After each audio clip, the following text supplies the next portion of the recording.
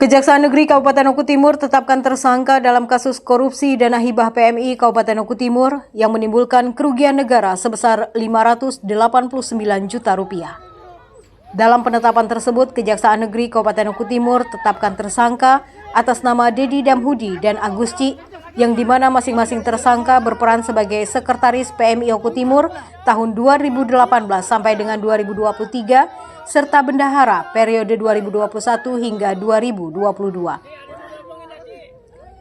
Penetapan tersangka tersebut diselimuti kejadian dramatis yang mengiringi langkah kedua tersangka menuju mobil tahanan. Salah satu keluarga dari tersangka melayangkan protes. Mereka meyakini jika tersangka tidak mungkin melakukan korupsi seperti apa yang telah dituduhkan.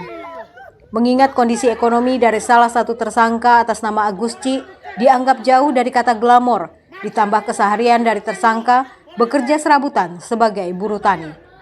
Saya bukan saudara, bukan keluarga sama sekali. Bapak atas nama siapa? Atas nama Pak Kadus Budi. Pak Kadus 05. Ini Kampung Sawah. kadus dari tersangka yang mana ini, Pak? Aceh. Pak Aceh bukan tersangka. Dia tidak korupsi. Pak Aceh tidak tersangka? Bukan tersangka.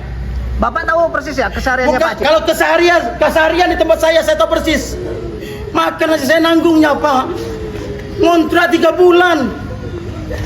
Belum dibayar sama saya.